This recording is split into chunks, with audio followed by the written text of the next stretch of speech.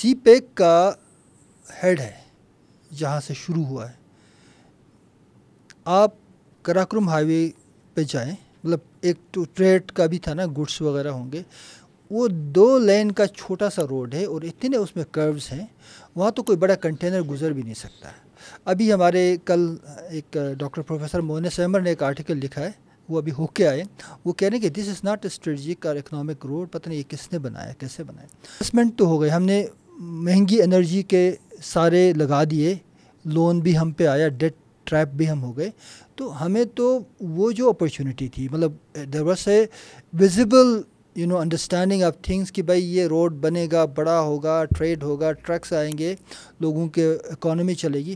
اور اب جو ہے سوس بارڈر پہ ٹریڈرز دھرنا دیے بیٹھے ہیں, بارڈر بند ہے, وہاں پہ کوئی ٹریڈ نہیں ہو رہی, چائنیز پھنسے ہوئے ہیں, پاکستانیز پھنسے ہوئے ہیں. اس میں 3-4 چیزیں ہیں جی. پہلی بات تو یہ ہے کہ یہ ایک ٹیکنیکل مسئلہ ہے کہ سڑک ایک مشکل ٹرین سے جب گزرتی ہے تو وہاں کس پہ ٹرک جا سکتے ہیں, اس لیے میں کامنٹ نہیں کر سکتا. یہ تو کوئی ٹرانسپورٹ انجینئرز کا, ایکسپرٹس جنہوں نے بنایا ہے, وہ نہ سوشل سائنٹسٹ کا کام ہے. یہ تو I think they should comment and I am sure they looked into that angle.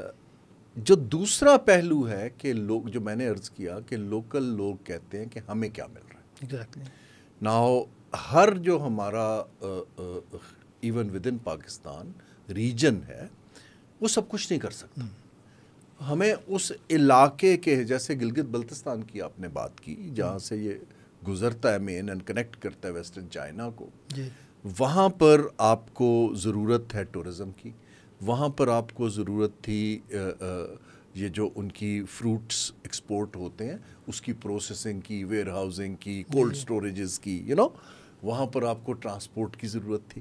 اب یہ چیزیں کرنے کے لیے بھی میں عرض کر رہا ہوں, چین تو جب کرے گا وہ اپنا فائدہ دیکھے گا, کیونکہ انہوں نے بنایا کہ جی ان کو ایک پورٹ سٹی تک ایکسیس چاہیے.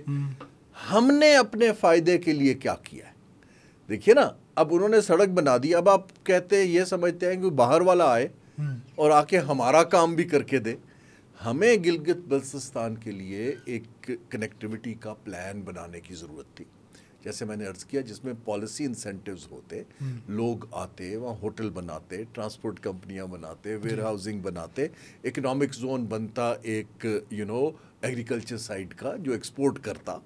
لیکن ہم نے اس قسم کا کوئی کام نہیں کیا. ابھی بھی جو ہمیں اگر اس کو چلانا ہے تو we need to put in front of China a game plan.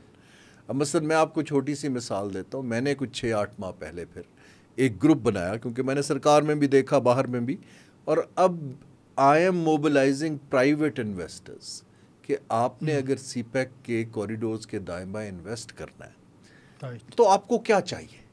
دیکھیں نا, حکومت کا پہلا کام ہے ریچ آؤٹ, کہ جی آپ اگر اپنی انڈسٹری کو فیصل آباد سے ایکسپینڈ کر کے یا سیالکوٹ سے یہاں لانا چاہتے ہیں, ٹھیک ہے نا, آپ کو کیا انسینٹیو چاہیے. آپ کو سستا پیسہ چاہیے, زمین چاہیے, آپ کو وہاں پہ کچھ ٹیکس فیسیلیٹیشن چاہیے. Then you come up with a policy response. یہ جو میں پکنگ ونرز کی بات کر رہا ہوں نا, یہ کوئی آسمان سے نہیں آئیں گے. یہ آپ کے ایگزسٹنگ انویسٹرز کو ایکسپینشن میں آپ لائیں. نیا پروجیکٹ لگانا بہت مشکل ہوتا ہے, لیکن ایک بندہ جو یہ کام کر رہا ہے اس کو ایک اور پروجیکٹ لگانا آسان ہوتا ہے. اس کو ہم کہتے ہیں کیپیسٹی انہینسمنٹ. دیکھیں نا, ہماری پوری ایکسپورٹ جو ہے, ایک شہر سیالکوٹ, وہ 12% اس سے 13% ایکسپورٹ کرتا ہے, رائٹ. اب اگر آپ سی پیک کے ساتھ ان کو کوئی 10,000 ایکڑ جگہ دیں اور ان سے کہیں کہ اپنی ساری انڈسٹری جو ہے اس کی کیپیسٹی ڈبل کر دو, یہ زمین تمہارے لیے ہم 100 سال کی لیز پہ دے رہے ہیں, ان کو ایک اکنامک اگر بینیفٹ نظر آتا ہے اور کل کو وہ چائنا اور سینٹرل ایشیا کی مارکیٹس میں بھی بیچ سکتے ہیں تو وہ آئیں گے. لیکن یہ کام حکومت جو ہے یہ گیم پلاننگ نہیں کر پائی. ہمارا خیال یہ ہے کہ چین آئے گا, وہ بنائے گا, چین ہی آ کے فیکٹریاں لگائے گا, چین ہی انڈسٹری ریلوکیٹ کرے گا, چین جاب کریٹ کرے گا, تو پھر آپ کیا کریں گے.